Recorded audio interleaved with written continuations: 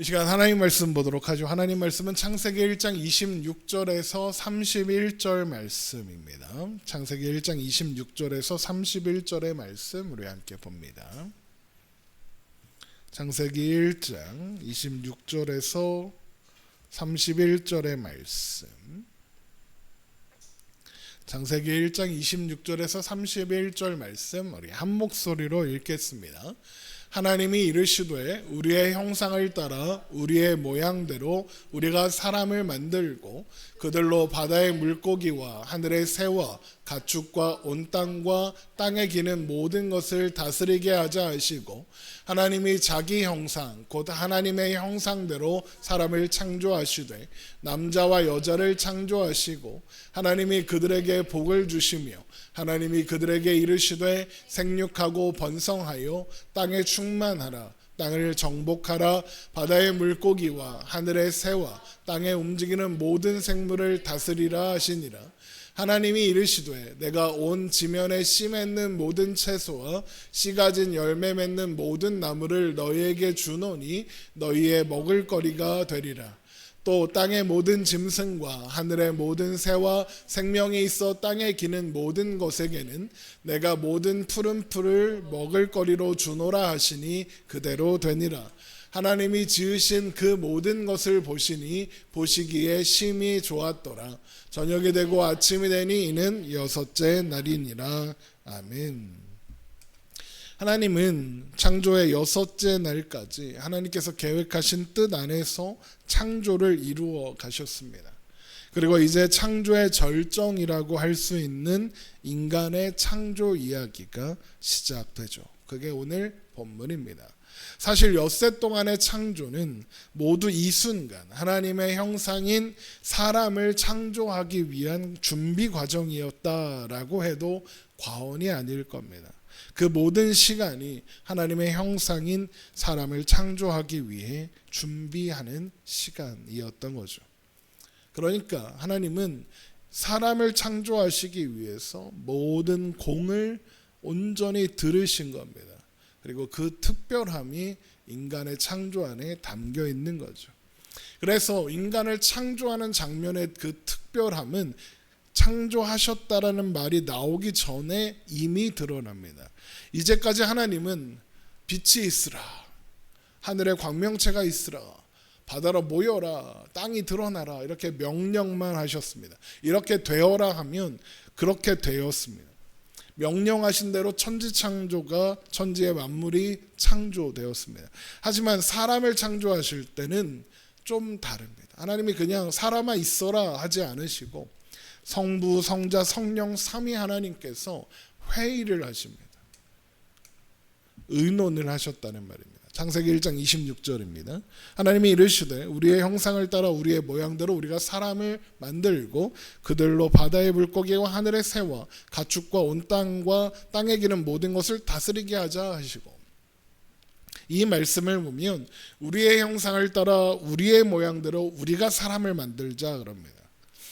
그러니까 하나님이 계속 창조를 하시다가 갑자기 복수로 표현되는 겁니다. 그래서 이 말씀은 삼위일체 하나님이 삼위 하나님, 성부, 성자, 성령 하나님이 계신다는 말씀의 근거로 인용되기도 합니다.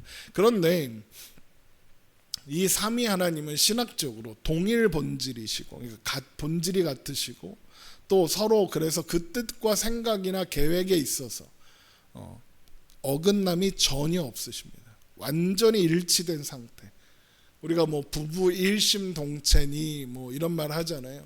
그러니까 삼위일체의 상태는 그 마음과 그 뜻과 그 모든 생각에 있어서 온전히 하나인 상태의 하나님이라는 거예요. 삼위일체는 그런 거예요. 그러면 당연히 이신점심이라고 하죠. 내가 쿵 하면 짝 하고 이런 거 있잖아요. 완전히 마음이 같기 때문에 사실 의논이 필요 없습니다. 그렇죠. 의논할 필요가 뭐가 있겠어요. 어차피 다 같은 뜻인데. 그런데 성경이 굳이 하나님께서 삼위 하나님께서 사람을 창조하시기 전에 의논을 하신 것처럼 회의를 하시고 토론을 하시는 것처럼 묘사하고 있는 거죠. 저뿐만 아니라 이 본문을 연구하는 모든 성경학자들이 다 이건 하나님이 의논하신 것이다 라고 설명을 해요. 그러면 그 뜻에 있어서 일치 외에는 다른 결론이 없으신 하나님, 당연히 의논이 필요 없으신 그 하나님이 왜 의논을 하셨을까요?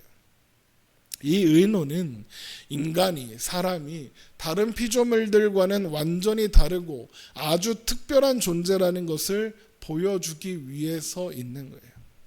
그래서 이제까지는 말씀으로만 있어라 있어라 있어라 창조하신 하나님께서 지금은 삼위 하나님이 회의를 하시고 하나님의 형상과 하나님의 모양대로 인간을 창조하시기로 하시는 거예요. 그만큼 특별하다는 거예요. 그러면 왜 사람이 특별하다, 하나님은 특별하다고 하시는 걸까요?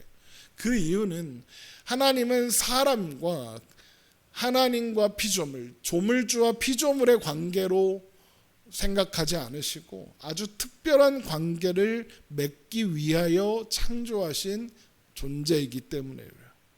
그토록 소중한 존재라서 다른 피조물들을 그 종류대로 창조하셨지만 유독 인간만은 하나님의 형상과 모양을 따라서 삼위 하나님이 의논까지 해 가시면서 창조하셨다라고 성경이 보여주는 겁니다. 또한 그렇게 소중하고 귀하게 예비하시고 창조하신 존재라서 나중에 죄를 짓고 고장이 나버려서 하나님을 떠나버리는데도 하나님이 버리지 않으시고 찾아가시는 겁니다. 심지어 독생하신 아들 예수 그리스도를 이 땅에 보내서 구속하시기까지 하시는 거예요. 왜 그렇게까지 하시겠습니까? 고장나면 버리면 됩니다. 하나님이 인간을 그저 피조물 중에 하나로 생각했으면 공룡처럼 멸종시켜버리면 됩니다. 그런데 하나님은 그렇게 하지 않으시고 심지어 그 독생하신 아들 예수 그리스도 삼위 하나님 중에 한 분이신 성자 하나님께서 이 땅에 직접 오셔서 구속하시기까지 합니다. 왜 그렇게까지 하셨습니까? 그만큼 소중한 존재라는 거죠. 그래서 우리는 로마서 8장 39절에 높음이나 깊음이나 다른 어떤 피조물이라도 우리를 우리 주 그리스도 예수 안에 있는 하나님의 사랑에서 끊을 수 없으리라 라고 고백하며 하나님께 우리의 운명을 맡길 수 있는 겁니다. 자, 그런데 하나님은 하나님의 형상으로 사람을 창조하시되 남자와 여자로 창조하겠다 그러십니다. 이게 그러니까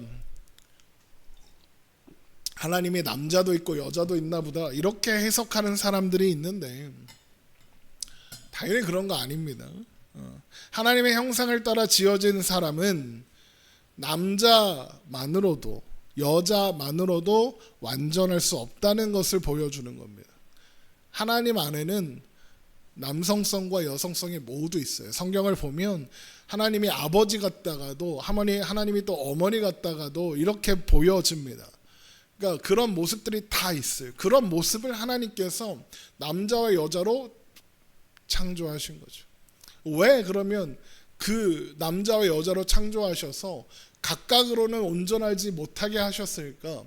삼위일체의 그 연합을 이 땅 가운데서 인간이 느끼고 경험할 수 있는 방법이 바로 서로를 결합하고 서로 의존하고 서로를 보완하며 사는 그 존재, 남자와 여자, 부부, 가족이라는 결혼이라는 제도가 바로 삼위일체를 경험할 수 있는 가장 작은 단위의 일종의 모델하우스 같은 거예요. 쇼케이스 같은 거죠.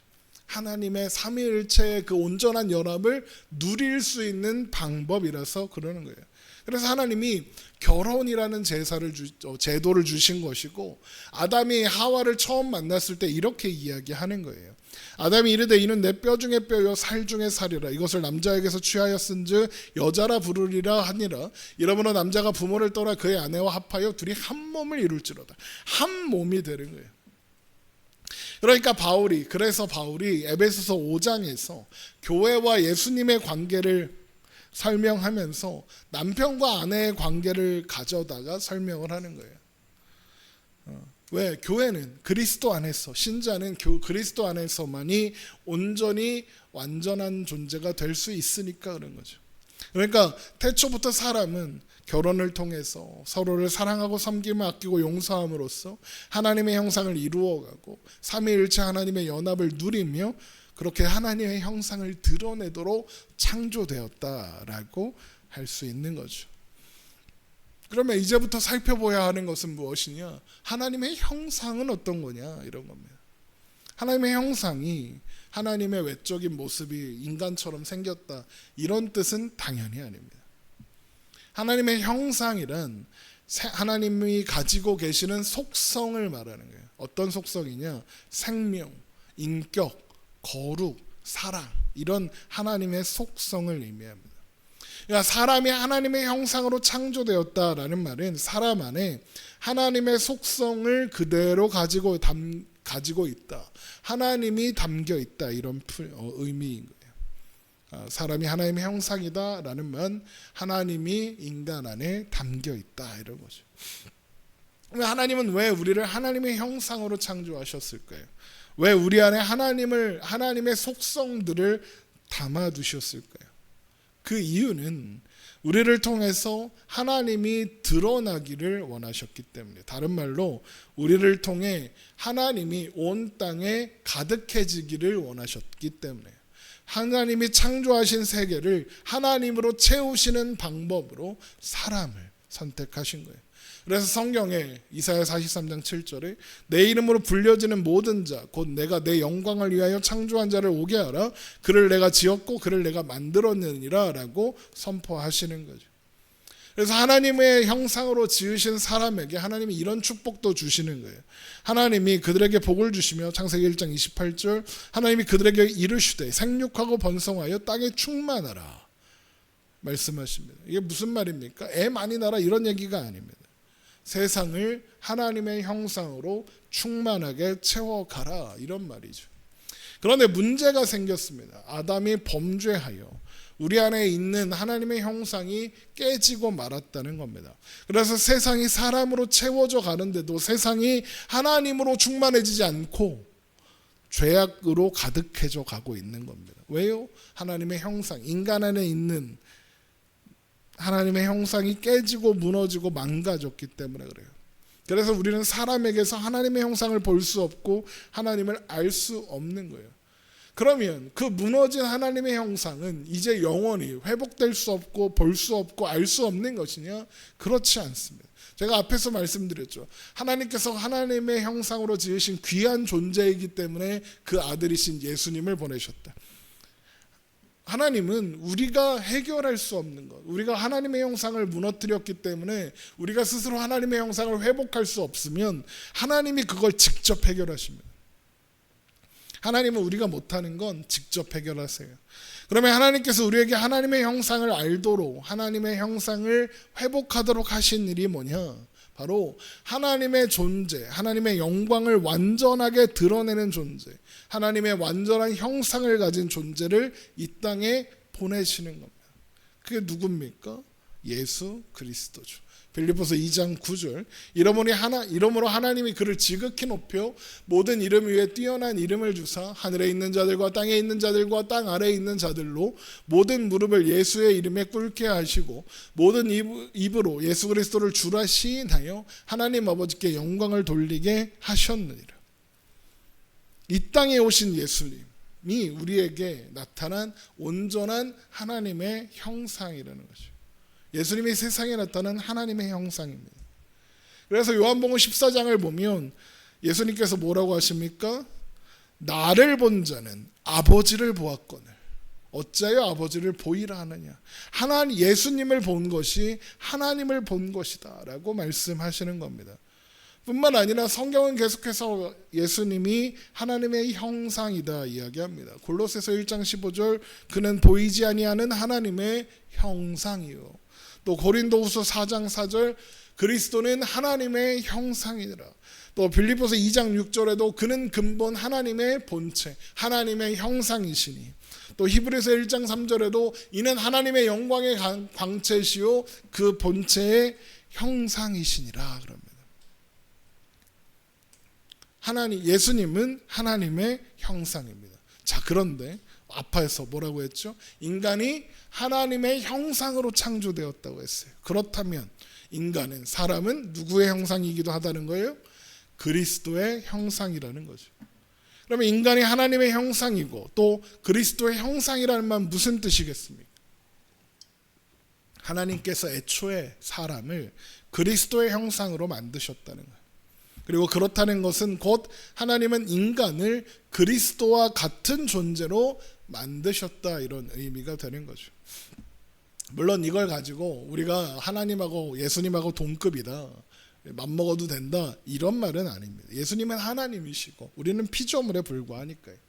예수님께서 우리를 예수님과 같은 존재로 만드셨다는 말은 하나님께서 우리와 하나님과 예수님이 나누는 완전하고 온전한 사랑의 교제, 삼위일체의 교제를 나누기 원하셔서 그렇게 하셨다는 뜻이지, 하나님과 동급으로 만드셨다, 이런 말은 아닙니다. 하나님이 우리를 특별하게 대하시지만 하나님은 창조주시고 우리는 피조물입니다. 부모가 자식을 특별하게 대하지만 부모는 부모고 자식은 자식이, 맘먹으면 뚝까 맞는 거예요. 그 사실은 변하지 않죠. 다만 하나님이 우리를 그저 피조물로 대하지 않으시고 사랑하는 자녀로, 가장 소중한 존재로 여기시는 겁니다. 결국 하나님께서 우리를 그리스도의 형상으로 만드셨다라는 말은 하나님께서 우리와 함께 성부, 성자, 성령 하나님이 나누는 삼위일체의 교제를 나누기 원하셨다, 이런 말입니다. 여러분, 이건 그렇구나 하고 넘어가는 내용이 아닙니다. 이게 엄청나게 놀라운 일입니다. 이게 왜 엄청나게 놀라운 일이냐? 삼위일체의 교제는 하나님만 누리는 교제입니다. 온전하고 영원한 사랑의 교제. 이건 하나님만 알 수 있고 하나님만 누릴 수 있는 거예요. 감히 피조물이 누릴 수 없는 그런 사랑이고 그런 연합인데, 하나님이 우리를 그런 사랑으로, 그런 영원한 안식과 평안으로 우리를 초청하시는 거예요. 그래서 마지막 7째 날에 안식하셨다, 마치셨다, 이라는 거예요. 하나님이 우리를 하나님의 형상으로 창조하사 하나님이 의도하셨던 대로 하나님의 삼위일체 하나님의 온전한 교제 안에 우리를 두시니까 우리가 온전한 안식을 누리게 되었다. 그래서 7째 날에 안식일이 나오는 거예요. 또한 그래서 하나님은 우리에게 자유의지를 주시는 거예요. 자유의지는 인격적인 존재가 가지는 가장 중요한 특징이잖아요. 우리가 인격을 무시했다라는 말을 할 때 그게 무슨 뜻이에요? 이 사람이 가진 자유의지, 선택권을 무시했다, 이런 뜻이잖아요. 자유의지 때문에 인간은 인격으로 존재할 수 있어요. 하나님은 인격적인 분이시니까 우리에게 자유의지를 주셔서 우리도 인격적인 존재로 인격 대 인격으로 하나님과 교제하기 원하시는 거예요.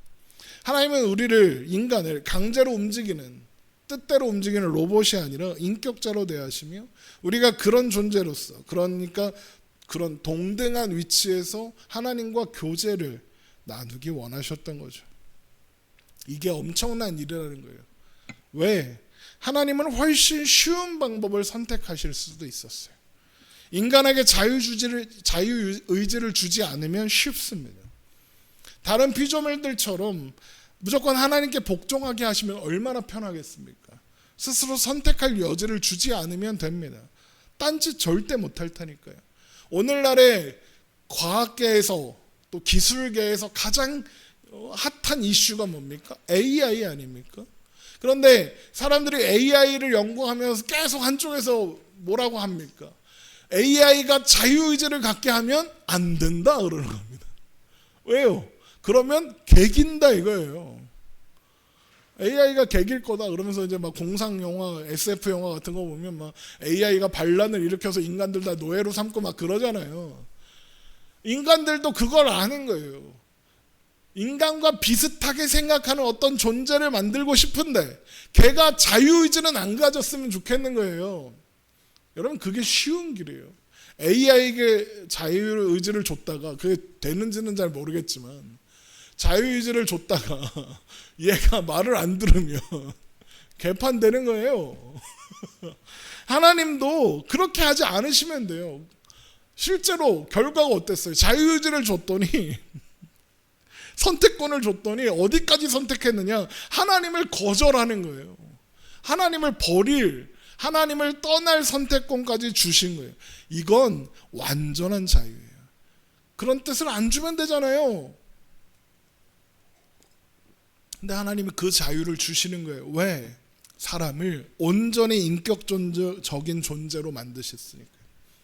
하나님이 그런 자유를 인간에게 주시면 우리가 하나님을 거절할지 하나님이 모르셨겠습니까? AI 그 조잡한 그거 기계 만드는 사람들도 아는데 하나님이 그걸 모르셨겠습니까? 그럼에도 그런 자유를 우리에게 주시는 겁니다. 왜요? 그래야 우리와 온전한 사랑의 교제를 나눌 수 있으니까 그렇게 하시는 거예요. 왜? 사랑은 강요나 억압으로 만들어지는 게 아니니까요. 그런데 인간이 그 자유로 하나님이 주신, 하나님을 사랑하라고 주신 그 자유로 하나님을 거절했어요. 그러니까 하나님의 형상이 깨진 거죠. 그래서 죄로 인해 타락한 인류를 구원하시기 위해 예수님이 오셔야 했어요. 왜? 죄로 인해 무너져버린 하나님의 형상을 회복하려면 안 무너진 온전한 하나님의 형상을 가진 존재가 와서 무너진 형상을 회복시켜 줘야 할 테니까요.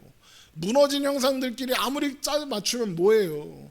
깨진 도자기 하나는 어떻게 맞출 수 있어요? 근데 도자기가 한 100개 있는데 그게 한꺼번에 깨졌어. 그럼 그거 어떻게 맞추냐고요? 못 맞춰요. 그럼 어떻게 해요? 온전한 도자기 형상을 갖다 놓고 깨진 걸 붙일 수 있는 거예요. 그게 있어요. 모델이 있어야 할 수 있어요. 그래서 성경이 예수님을 아담과 비교하며 이렇게 말하는 거예요. 로마서 5장 14절. 그러나 아담으로부터 모세까지 아담의 범죄와 같은 죄를 짓지 아니한 자들까지도 사망의 왕노릇하였나니 아담은 오실 자의 모형이라. 그러나 이 은사는 그 범죄와 같지 아니하니 곧 한 사람의 범죄를 인하여 많은 사람이 죽었은즉 더욱 하나님의 은혜와 또한 한 사람 예수 그리스도의 은혜로 말미암은 선물은 많은 사람에게 넘쳤느니라. 아담이 무너뜨린 하나님의 형상을 회복하실 분은 예수 그리스도뿐이다 이야기하는 거죠. 그래서 예수님을 성경이 마지막 아담이다라고까지 하는 거예요. 고린도전서 15장 45절. 기록된 바 첫사람 아담은 생령이 되었다 함과 같이 마지막 아담은 살려주는 영이 되었나니 그러나 먼저는 신령한 사람이 아니요 육의 사람이요 그 다음에 신령한 사람이니라. 첫사람은 땅에서 났으니 흙에 속한 자이거니와 둘째 사람은 하늘에서 나셨느니라. 무릇 흙에 속한 자들은 저 흙에 속한 자와 같고 무릇 하늘에 속한 자들은 저 하늘에 속한 이와 같으니 우리가 흙에 속한 자의 형상을 입은 것 같이 또한 하늘에 속한 이의 형상을 입으리라. 우리는 흙에 속한 아담에 속한 존재였는데 예수님으로 인하여 하늘에 속한 형상, 하나님의 형상을 회복할 수 있게 되었다 그러는 거예요. 그럼 예수님은 어떤 방식으로 우리 안에 무너진 하나님의 형상, 그리스도의 형상을 회복하실까요? 하나님의 형상이신 우리 주님께서 인간의 몸을 입으시고 인간으로 오셔서 이 땅 가운데 인간으로 존재하면서 스스로 생각하시고 스스로 결정하셔서 하나님의 생각과 계획에 정확하게 일치하는 삶을 살다가 가셨어요. 하나님의 형상을 잃어버리고 그 길을 잃어버린 우리에게 모범을 보이신 거예요. 예수님이 죄 없으신 상태로 온전한 하나님의 형상으로 존재하고 산다는 게 무엇인지를 보여주시고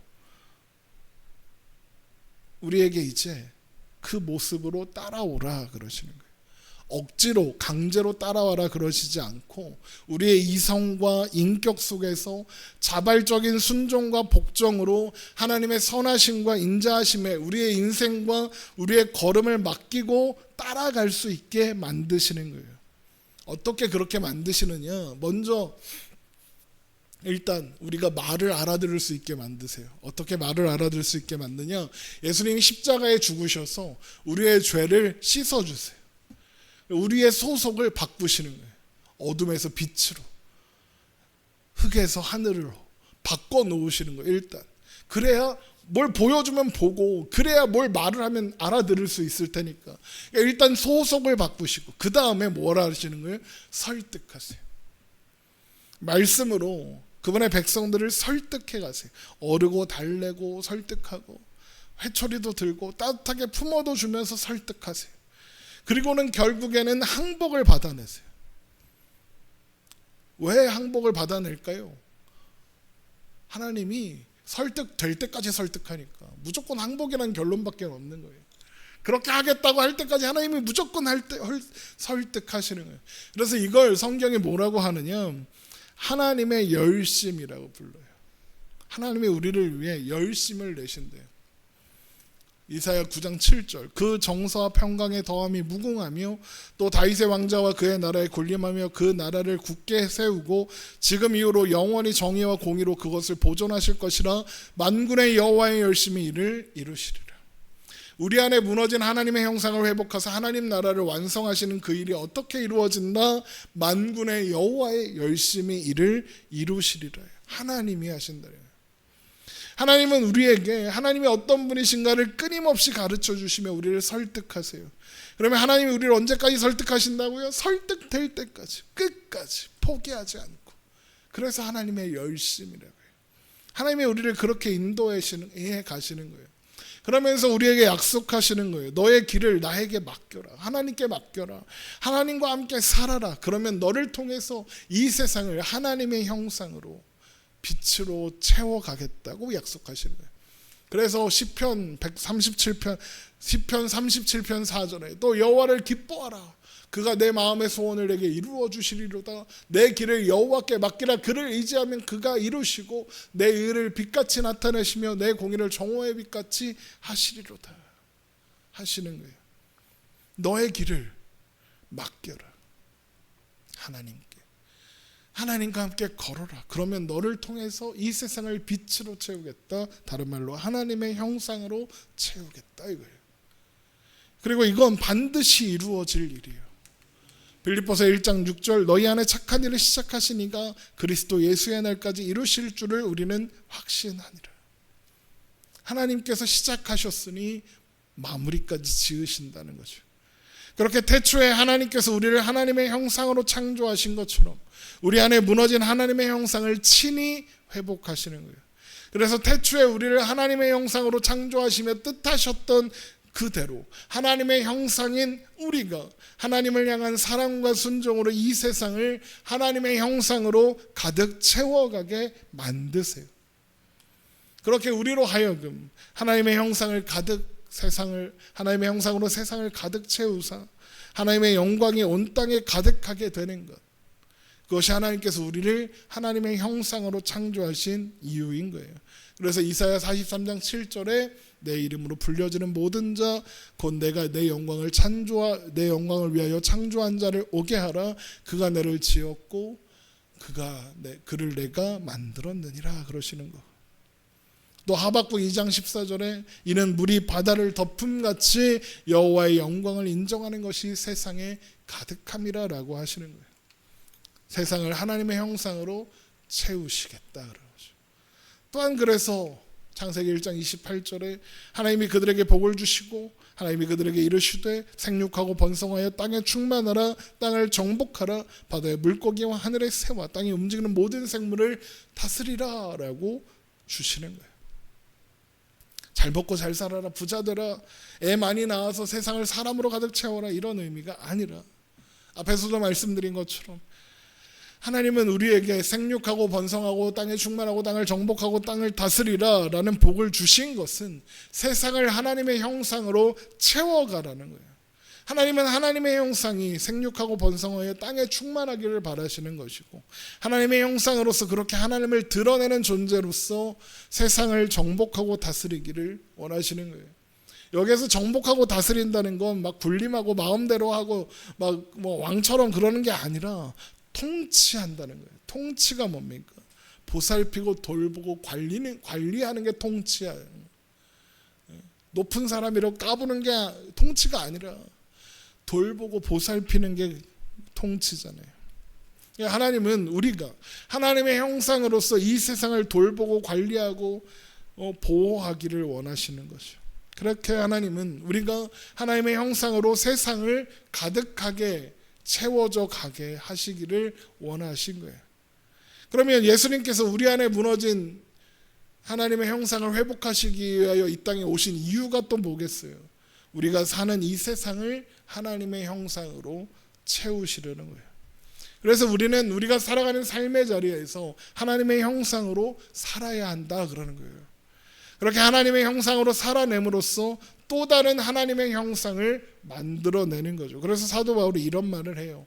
갈라디아서 4장 19절, 나의 자녀들아 너희 속에 그리스도의 형상을 이루기까지 다시 너희를 위하여 해산하는 수고를 한다 그래요. 해산하는 수고를 한다. 이미 바울이 애를 낳았다 이런 말이 아니라 우리가 하나님의 형상으로, 그리스도의 형상으로 살아가게 만든다는 거예요. 그게 쉽지가 않아요. 예수님께서 우리 안에 무너진 하나님의 형상을 회복하셨지만 여전히 흙에 속한 이 육체가 육신의 제약 때문에 하나님의 형상으로 살아가는 우리를 방해해요. 그러니까 바울이 우리 주 예수 그리스도의 말미암아 하나님께 감사하리로다, 그런즉 내 자신의 마음으로는 하나님의 법을, 육신으로는 죄의 법을 섬긴다, 이런 말을 하는 거예요. 예수님이 회복하신 하나님의 형상이 우리를 이끌어 가려고 하는데 육신이 자꾸 뒷걸음쳐 치고 막 안 가려고 하는 거예요. 그러니까 바울이 다시 너희를 위하여 해산하는 수고를 한다. 우리 안에 하나님의 형상을 이루어가는 과정이 해산하는 수고와 비슷하다 그러는 거죠. 그러나 신자는 하나님의 형상으로서 예수님께서 그렇게 하셨던 것처럼 하나님의 말씀을 따라 말씀 안에 살아가는 것으로 세상을 하나님의 형상으로 채워갈 것이고 세상에 하나님의 형상을 드러내는 거예요. 그게 생육하고 번성하는 거예요. 그래서 해산하는 거죠. 신자가 하나님의 형상, 그리스도의 형상을 따라서 사랑과 온유와 용서와 자비와 긍휼과 사랑의 삶을 살아내고 그 모습을 통해 하나님의 형상을 세상 앞에 보여주기 시작하면 이 땅 가운데 하나님의 형상이 채워지는 일이 일어나게 된다는 거예요. 그게 가능합니까? 네, 가능해요. 과거에 일어났었던 적이 있고 현재 일어나고 있으며 앞으로도 일어날 일이라서 그래요. 언제 일어났었느냐? 초대교회 때 있었어요. 사도행전 2장 41절, 그 말을 받은 사람들은, 여기서 그 말을 받은 사람들이라는 게 베드로가 지금 3,000명한테 설교했더니 3,000명이 회개하고 왔다, 이 사람들 말하는 거예요. 그들이 세례를 받으며 이날의 신도의 수가 3,000이나 더하더라. 그들이 사도의 가르침을 받아 서로 교제하고 떡을 떼며 오로지 기도하기를 힘쓰니라. 사람마다 두려워하는데 사도들로 말미암아 기사와 표적이 많이 나타나니 믿는 사람들이 다 함께 있어 모든 물건을 서로 통용하고 또 재산과 소유를 팔아 각 사람의 필요를 따라 나눠주며 날마다 마음을 같이하여 성전에 모이기를 힘쓰고 집에서 떡을 떼며 기쁨과 순전한 마음으로 음식을 먹고 하나님을 찬미하며 또 온 백성에게 칭송을 받으니 주께서 구원받는 사람을 날마다 더하게 하시니라. 하나님께서 구원받는 사람을 날마다 더하게 하시느니라, 이 말씀을 창세기의 말씀으로 바꾸면 이런 거예요. 하나님께서 날마다 하나님의 형상을 더하게 하시니라. 그러면 이 모습이 하나님의 형상을 소유한 우리들이 살아가는 방식이고 생육하고 번성하는 방법인 거예요. 이걸 한마디로 말하면 뭐예요? 사랑이에요. 신자들이 서로 사랑하며 사니까 주께서 구원받는 사람을 날마다 더하게 하셨다. 하나님의 형상으로 세상을 채워가게 하셨다 그래요. 우리는 하나님의 형상대로 지음을 받았고 그 하나님이 사랑의 하나님이라서 그 형상대로 지음을 받은 우리도 마땅히 사랑으로 지음을 받은 것이고, 그러면 우리에게도 사랑이 본질인 거고 사랑을 해야 하는 거예요. 그래서 요한일서 4장 12절에 어느 때나 하나님을 본 사람이 없으되 만일 우리가 서로 사랑하면 하나님이 우리 안에 거하시고 그의 사랑이 우리 안에 온전히 이루어지느니라 그런 거예요. 하나님을 본 사람이 없지만 만일 우리가 서로 살아가면 하나님이 우리 안에 거하시고 그의 사랑이 우리 안에서 온전히 이루어진다. 이게 무슨 말입니까? 우리가 서로 살아가면, 신자가 하나님의 형상으로서 사랑이라는 본질을 가지고 살아가면 우리를 통해 세상이 하나님을 보더라 그런 거예요. 그래서 베드로전서 4장 11절에 만일 누가 말하려면 하나님의 말씀을 하는 것 같이 하고 누가 봉사하려면 하나님이 공급하시는 힘으로 하는 것 같이 하라. 이는 범사의 예수 그리스도로 말미암아 하나님이 영광을 받으시게 하려 함이니 그에게 영광과 권능이 세세에 무궁하도록 있느니라. 아멘 그러는 거예요. 신자가 무엇을 하고 무엇을 말하고 무언가 하면서 살아갈 때 누가 하는 것처럼 해라, 하나님이 하는 것처럼 해라. 이 말은 다르게 표현하면 하나님의 형상으로 해라. 그럼 어떻게 되는데요? 이는 범사의 예수 그리스도로 말미암아 하나님이 영광을 받으시게 하려 함이니 그에게 영광과 권능과 권능이 세세에 무궁하도록 있느니라. 아멘이 되는 거예요. 우리가 하나님이 하시는 것처럼 하나님의 형상으로 살아가면 하나님이 우리를 통해 영광을 받으시고 세상은 우리를 통해 하나님을 보게 된다, 그 말인 거예요. 하나님이 그것을 위해 우리를 창조하셨어요. 에베소서 1장 3절 찬송하리로다 하나님 곧 우리 주 예수 그리스도의 아버지께서 그리스도 안에서 하늘에 속한 모든 신령한 복을 우리에게 주시되 곧 창세전에 그리스도 안에서 우리를 택하사 우리로 사랑 안에서 그 앞에서 거룩하고 흠이 없게 하시려고 그 기쁘신 뜻대로 우리를 예정하사 예수 그리스도로 말미암아 자기의 아들들이 되게 하셨으니 이는 그가 사랑하시는 자 안에서 우리에게 거저 주시는 바 그의 은혜의 영광을 찬송하게 하려는 것이라. 하나님이 그걸 위해서 우리를 창조하셨대요. 예수님은 그걸 위해서 우리를 위해 죽으셨어요. 에베소서 1장 7절 우리는 그리스도 안에서 그의 은혜의 풍성함을 따라 그의 피로 말미암아 속량 죄사함을 받았느니라. 이는 그가 모든 지혜와 총명을 우리에게 넘치게 하사 그 뜻의 비밀을 우리에게 알리신 것이요 그의 기뻐하심을 따라 그리스도 안에서 때가 찬 경륜을 위하여 예정하신 것이니 하늘에 있는 것이나 땅에 있는 것이 다 그리스도 안에서 통일되게 하려 하심이라. 모든 일을 그의 뜻대로 그의 뜻의 결정대로 일하시는 이의 계획을 따라 우리가 예정을 입어 그 안에서 기업이 되었으니 이는 우리가 그리스도 안에서 전부터 바라던 그의 영광의 찬송이 되게 하려 하심이라. 하나님의 형상으로 세상을 채워가게 하시려고 예수님이 십자가에 죽으셨다 이거죠. 또한 그것을 위해 성령님이 우리와 함께 하세요. 에베소서 1장 13절 그 안에서 너희도 진리의 말씀 곧 너희의 복음의 구원의 복음을 듣고 그 안에서 또한 믿어 약속의 성령으로 인치심을 받았으니 이는 우리 기업의 보증이 돼서 그 얻으신 것을 속량하시고 그의 영광을 찬송하게 하려 하심이라. 그러니까 삼위일체 성부 성자 성령 하나님께서 모든 것을 총동원하여 우리를 하나님의 형상으로 회복시켜가고 계신다, 그 말을 하는 거예요. 그러므로 우리는 세상이 하나님을 보게 하며 하나님의 형상으로 세상을 채워가야 하는 거예요. 여러분, 세상 사람들이 하나님 믿는 신자들에게 맨날 하는 질문이 뭐예요? 하나님이 있으면 그딴 거 보여봐 이거 아닙니까? 보여주면 믿을게 그래요. 그런데 어떻게 보인다고요? 사랑으로 보인다고요. 하나님이 사랑이시니까요.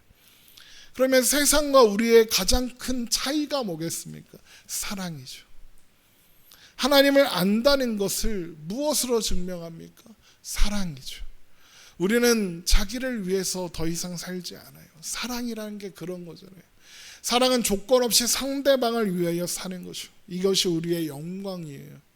사랑한다는 것, 그래서 함께 화목한다라는 것은 하나님의 자녀들 신자들의 특징이며 오늘날 구원 얻은 성도들의 신자들의 책임이기도 한 거예요. 신자들이 자꾸 세상에서 실패하고 지는 이유가 바로 여기에서 실패해서 그런 거예요. 신앙을 가지려는 싸움, 증명하기 위한 싸움으로 사용하려고 하니까 자꾸 지는 거예요. 세상은 세상적인 방법으로 싸우고 신자는 믿음으로 싸운다 이렇게 생각하니까 지는 거예요.